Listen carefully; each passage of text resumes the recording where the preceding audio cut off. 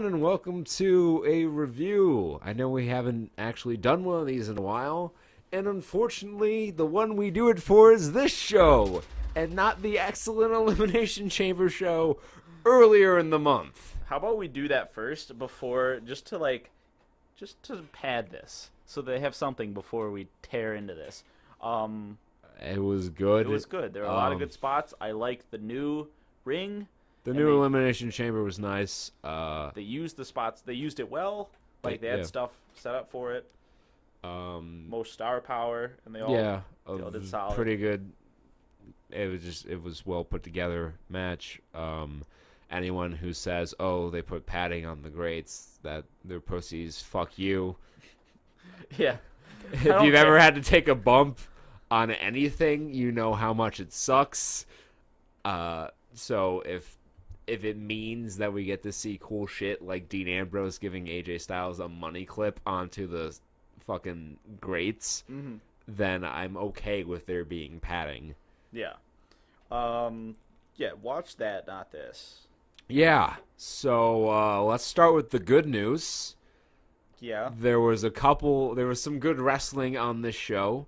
Not a lot, but some. It was there.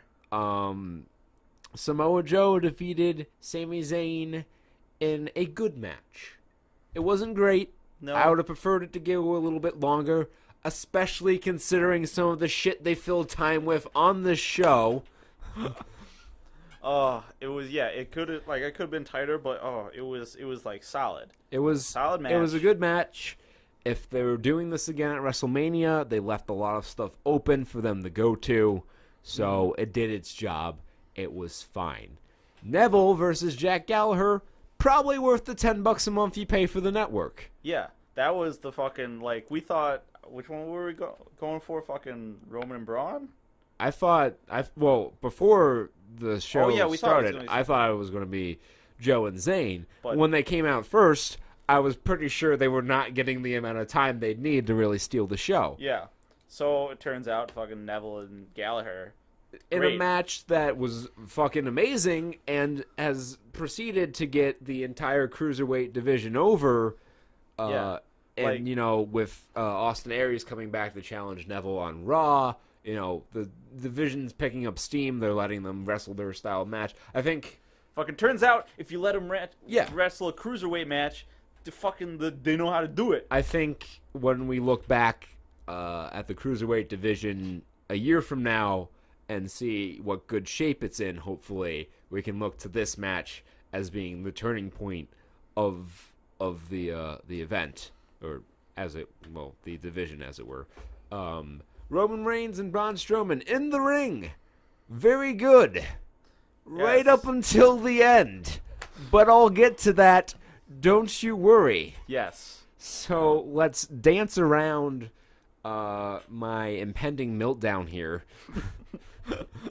by going over some of the other things on the card before I go full-blown crazy man. Rich Swann and Akira Tozawa beat Brian Kendrick and Noam Dar. It was a match. It wasn't terrible. It wasn't great. It was just kind of there. Joe beat Zayn by TKO. Choked him out.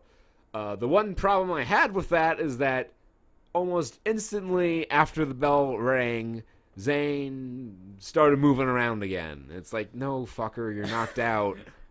Sell that. Come on, man. God damn it. Samoa Joe, he wrecked your ass. That was the whole match. Was like he was never he never got the upper hand. He never really got much. He got some offense in, but it never really looked like Joe was going to lose. That's the correct way to book it for Joe, your new Monster's first pay-per-view. Hopefully, he doesn't fucking wind up the same as the old Monster, but we'll get to that. Luke Gallows and Carl Anderson beat Enzo Amore and Big Cass. It was a better match than I thought it'd be. Yeah. From a work rate standpoint. I'm starting to realize how much Enzo and Big Cass's matches all sort of blend together.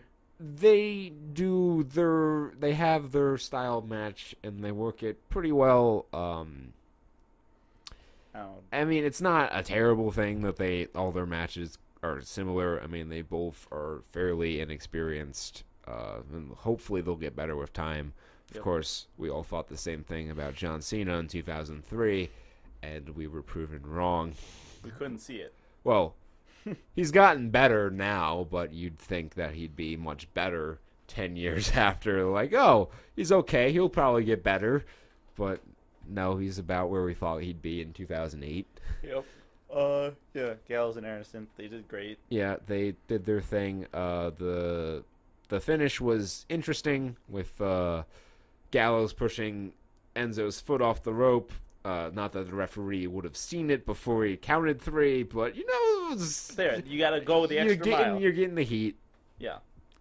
Sasha beat Nia Jax in a shocking thing. Apparently, they were supposed to sow the seeds for her heel turn in this match, and she was supposed to grab the ropes when she rolled up Nia, but she fucked up or forgot. I'm not sure which.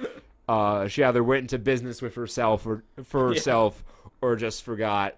Given what I know about her as a person, I'm going to assume she just forgot. But you never know. Anyway, they beat Nia. They throw away Nia's undefeated streak on pay-per-view. They talked about this. She hasn't been beaten on pay-per-view at all. And they threw it away for fucking nothing! What would have been lost if she had won this match? Nothing! What are they setting up for? Nothing! Nia Jax isn't even in the WrestleMania match right now. It's there. I understand. Like, I can get it now. If you're not going to have her in the WrestleMania match, okay, I can kind of see you beating her heel. I still wouldn't agree with it because you had Sasha beat Bayley to get into the match in the first place. Yeah. So what fucking difference would it make? Other than, well, we kind of have to put her in the match now if she beats Sasha. But seriously, why? What purpose? And it was the twist, too, and they even put it as a twist. Yeah, it was a surprise. Oh, out of nowhere, she rolled her up. Oh. I mean, granted, if you're going to beat someone, that's not the worst way to do it. It was a fluke. Right. It's not like she, tapped her out to the bank statement or anything like that. But still, what was gained? You could have just let it be. What was gained? Yeah, I saw that. I was in disbelief. I'm like, really? Really? Why did they do that? Yeah, I was fucking almost dropped my beer. I was like, okay, that happened, I guess. Cesaro beat Jinder Mahal, who was about 2 weeks away from failing the wellness policy. Yeah. Jesus Christ. The veins on that fucker. But I think this is the first time I've seen Jinder Mahal in a match. I don't know. Was he on a Rumble? So I don't think so. Since I started watching, I don't think he came back during the Heath Slater free agent storyline. Oh. He was in a stable with Heath Slater back in, I want to say, 2013, called Free Man Band. Him, Drew McIntyre was his name in WWE. He's now on the Independents as Drew Galloway, and Heath Slater were in the stable. And then Heath Slater brought him back in an episode of Raw. He's like, yeah, 2-man band, we're here to fucking rock the house. And then Mick Foley came out. He's like, oh, you guys will wrestle and the winner gets a Raw contract. And fucking Jinder, sucker kicked him and fucking pinned him real quick. And then we got the great Heath Slater story payoff. Yep. And then he did fucking nothing for a while. And then they paired him up with Rusev. And then now they hate each other.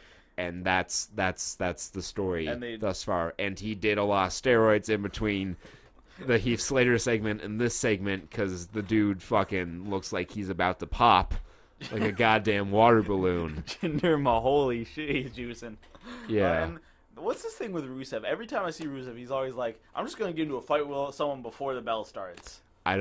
This is just what happens. What's the deal with Rusev has been a question that's been plaguing fans' minds for decades now. He's only been in the company for 3 years, but for decades we've been wondering what's the deal with Rusev.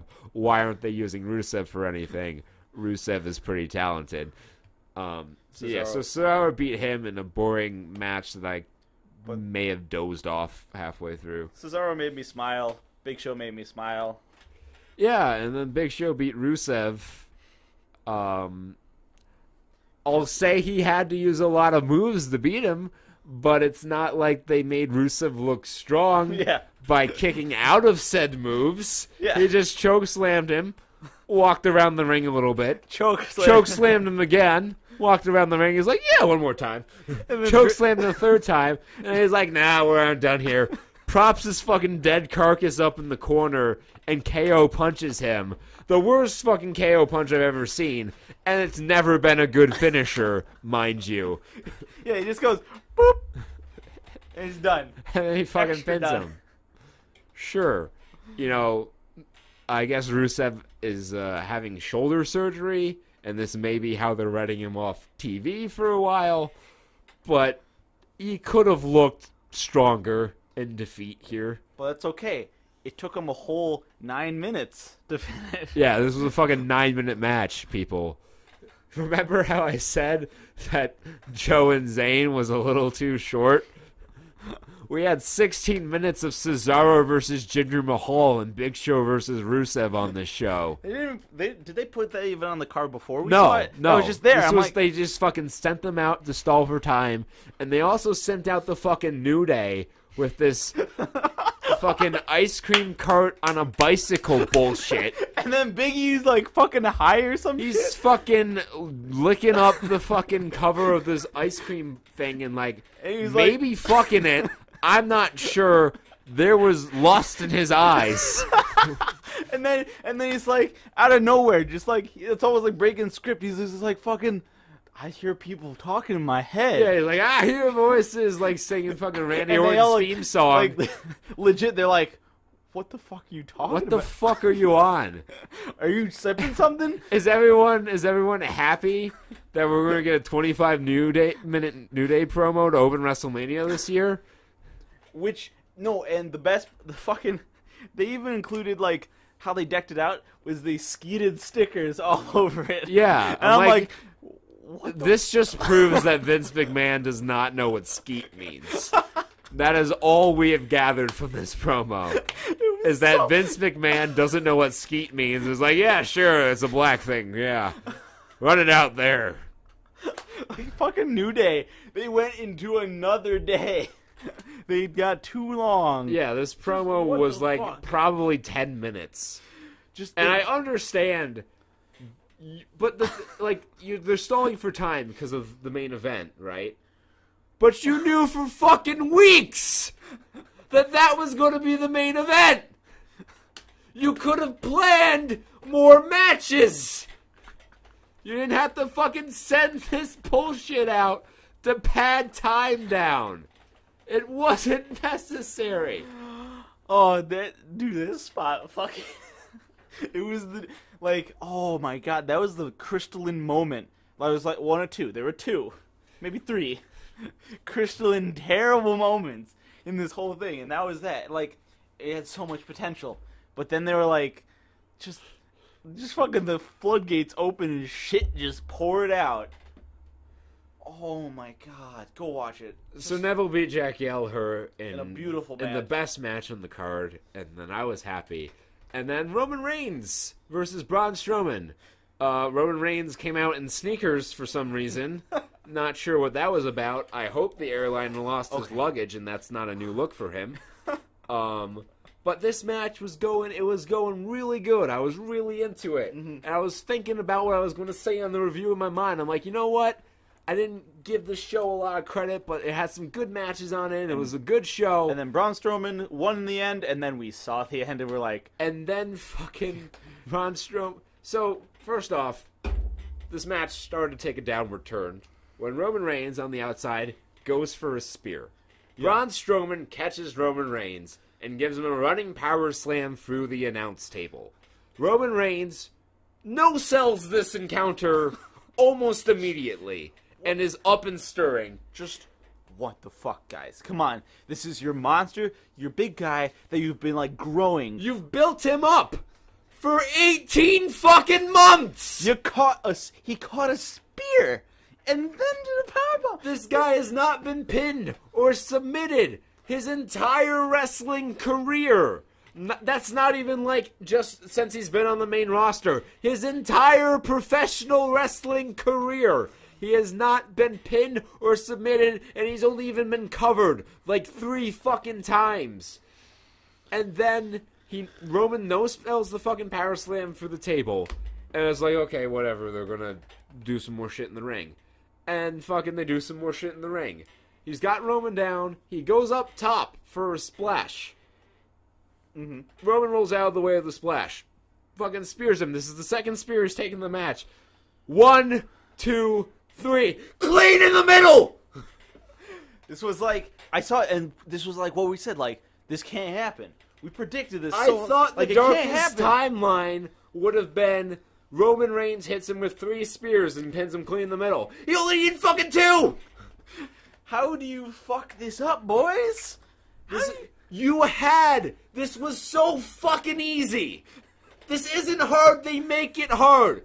You had the perfect out. First off, this match shouldn't have even been booked. You have a monster that you need to keep strong. And you have Roman Reigns who's facing The Undertaker at WrestleMania, so you need to keep him strong. Why would you book this match in the first place? But even with all that ineptitude, you had an out. It was right there in the match. Undertaker just needs to interfere. He doesn't even need to fucking be there in person.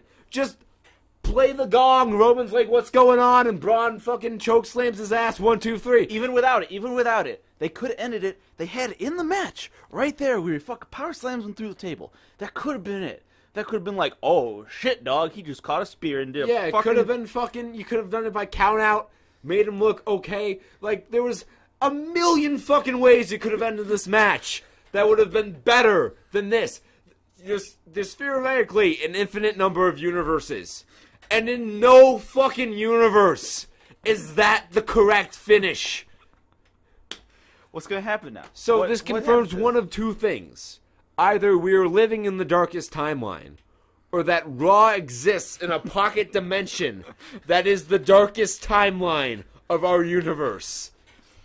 And we get glimpses for 3 hours to 6 hours a week of what the world could possibly be when we say, well, it couldn't get any fucking worse. It can get worse. It was worse. What was the point of throwing away Braun Strowman's fucking win streak here? There was no point. Dude, you made Roman look a little bit strong. I don't know why I thought it would be different. It's been 3 fucking years with this guy. Roman always goes over, especially at Fastlane. 3 straight Fastlanes he's won. They're gonna make him the fucking Undertaker of Fastlane. Undefeated at Fastlane for 28 years. Old man Roman's gonna come out on his walker. He's gonna be 78 years old. He's gonna fucking Superman punch the next big star they're trying to make. He's gonna fucking lock and load it. He's gonna be like, okay. He's gonna throw out his hip and somehow pin the next rising star to be 28-0 at Fastlane. Assuming Fastlane even exists at this point in time. This nothing C-tier pay-per-view that they constantly throw away shit at. They threw away Dean's momentum last year at Fastlane. They threw away Daniel Bryan's momentum in 2015. All to fucking get Roman over. And it hasn't worked. He's still getting booed. If you don't turn him heel after WrestleMania, I fucking give up. I honestly give up. And granted, in the grand scheme of things, does Sasha beating Nia really matter? No, Nia's probably not dead. Does Roman beating Braun really matter? No, Braun's probably going to be okay. Does Bayley beating Charlotte on pay-per-view after 16 fucking months of hearing about this undefeated streak really matter? Probably not. Okay, let's talk about that. Yeah. Fucking, alright. I have really mixed feelings about this, because I'm glad they didn't hot-shot the title back to Charlotte. Yeah. Okay? I'm glad that this whole fucking booking black hole of Charlotte's undefeated pay-per-view streak has been collapsed in on itself. Yeah. It's done. But fucking Fastlane! You throw it away on Fastlane! For no reason. And where was the fucking DQ? Charlotte should have won by DQ here. Because the referee clearly saw Sasha attack Charlotte. Right. They could have made it beautiful, and it all worked, and you'd be able to feel You like, would have okay, been you won, able. but you got out. You could have got it. You could have got out of this. It's like the Roman match. There was an out. You could have called for the bell when Sasha attacked her. Charlotte wins by DQ. Bayley's still champion. Charlotte's still undefeated. Fucking even The Undertaker has a win by DQ in his WrestleMania win streak. Yeah, you can have it, guys. It could have been okay. You could have, but fucking, what universe is Bayley winning the belt on Raw?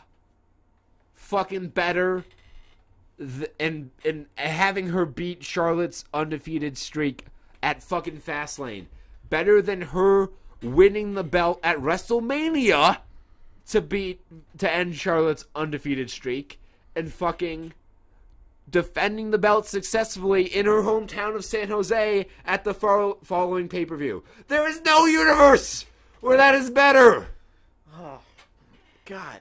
Like, they had... Everything would have led up to a beautiful WrestleMania, but they all fucked it all up right before. They blew their load one pay-per-fucking-view early, and now we get to the little dripping pearl necklace of this fucking terrible money shot. And what was the fucking point of any of it, really? Like, why? What? Like, I can't even imagine what they were thinking, right? You know, you hear about WCW in its dying days. You hear about TNA in all of its days. And you go like, what the fuck were they thinking? Why did they think that that would be a good idea? And then you see it happen here time and again. But it doesn't fucking matter. This company is going to make money in spite of itself. Because they're the only game in town, really. And it's so frustrating because they consistently fuck up easy shit. Easy shit. Over and over again. And there's no consequence. Yeah. And then we get to the main event. Yeah. The main event. The main event of the evening. Match time. 21.57 seconds. Wow. Kevin Owens comes out. He enters first, even though he's the champion for whatever reason. Goldberg comes out. He's already sweating. I don't know how that's possible. Maybe it's because he's really fucking old for a wrestler. I don't understand how, even if you are 50, which I don't even know if he's turned 50 yet. He might still be 49. But even if you are that age, if you're in as good a shape as he appears to be, you should be able to walk 28 feet without sweating profusely. That's just one of my things. That's just one of the things, that's a core belief of mine, that you should be able to walk small distances without keeling over at 49 years. The fucking Undertaker wrestles a 30-minute match at WrestleMania last year, 51 years of age, doesn't sweat that much. Yeah. Oh. So before this match begins, Kevin Owens ducks out of the ring. And I'm like, okay, I expected this. He's going to try to make this match go longer. Going to try to Tucker Goldberg out because he's already sweating profusely. Right. He gets back in the ring, ducks out of the ring again. Does this like 5 or 6 more times to the point where it's like, okay, how about we fucking get how about we start the match? All right, he's ready to start the match. He gets in there. Bell rings. Jericho's music hits. He turns. What the fuck? Spear, jackhammer, over. 22 fucking seconds! Yeah. For what fucking reason? I understand. Like, I heard the rumors months ago that Goldberg was going to win the title, and that he was going to squash Kevin Owens in less time than it took to beat Brock Lesnar. I didn't think it'd be a quarter of the time. 22 seconds. Fucking Virgil. God.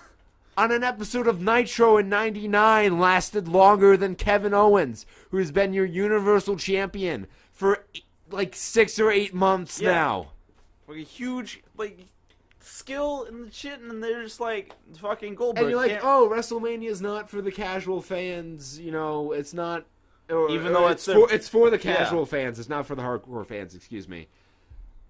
Well, I got news for you. You go watch this match on YouTube on WWE's official YouTube channel. More dislikes than likes. So it seems like the casual fan prefers Kevin Owens to fucking Goldberg. Yeah, or they prefer an actual match to what the fucking, like, I cook ramen and it takes longer. You can't even heat up hot cocoa in the time it took this match to conclude. And that's not a good thing. That's not good. No. What the fuck? This match, Goldberg versus Brock Lesnar, is going to main event WrestleMania. Like, if they don't fucking slip on their own sweat and someone breaks a fucking collarbone, it's gonna last What 5 is seconds. this match going to... How long could this match possibly go? Goldberg took his first bump in 13 years on Raw. 13 years! There are people in middle school who weren't alive the last time Goldberg took a bump.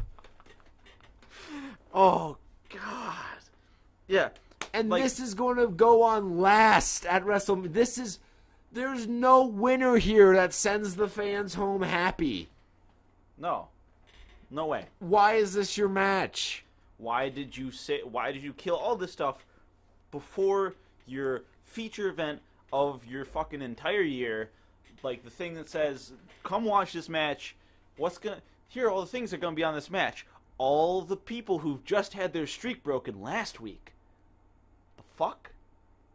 Like the fuck? I'm not.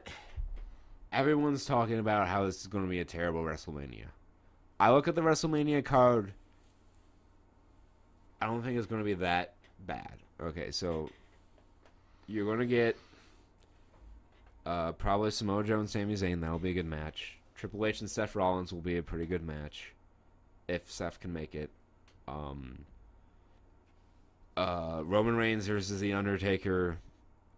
This is a weird thing because for the first time in my life, I expect The Undertaker to lose at WrestleMania. That'll be probably a pretty okay match.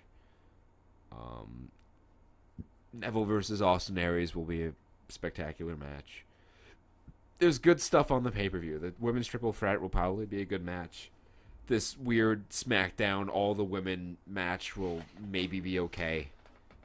Dean Ambrose versus Baron Corbin for the Intercontinental title will probably be pretty good. So there's enough good on this show where I think it's going to be more of a WrestleMania 31 situation where the card maybe doesn't look so strong on paper, but the show ends up being pretty good, rather than a WrestleMania 32 situation where the card doesn't look super strong on paper and it ends up sucking even worse than you possibly imagined. So I'm more optimistic than most for WrestleMania, but still, this, like I said, does it really matter Goldberg squashing Kevin Owens in this number of seconds? I would argue yes, because what does that say about your roster when this guy's been champion for as long as he has, and he loses to a 50-year-old man in less time than it takes to fucking change a toilet paper roll? Yeah. Does Charlotte losing on pay-per-view really matter? No. Like, honestly, no one really gave a shit about this streak, except the WWE. Yeah. They never shut up about it, and then they just throw it away on fucking Fastlane. Is Braun dead because he lost to Roman? Probably not. Is Nia dead because she lost to Sasha? Probably not. But this is indicative of long-term booking being thrown away for no discernible reason.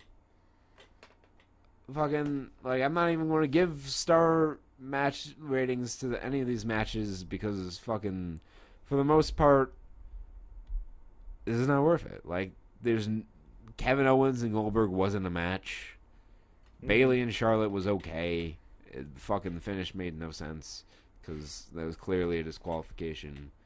Roman and Braun was good until the very end.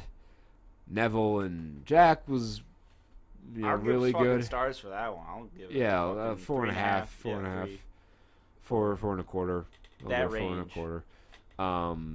Big Show and Rusev, fucking, I fell asleep during that match. And I woke up at the end of the match. That's how long this match went. It lasted a nap. Cesaro and Jinder Mahal. I mean, yeah, they got Cesaro on the pay-per-view, but fucking at what cost?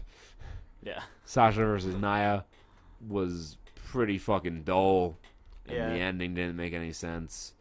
Gallows and Anderson versus Enzo and Cass was just okay. Joe and Zayn was pretty good, but was a little too short. And the pre-show match was a match. Like, this was probably the worst pay-per-view in the network era.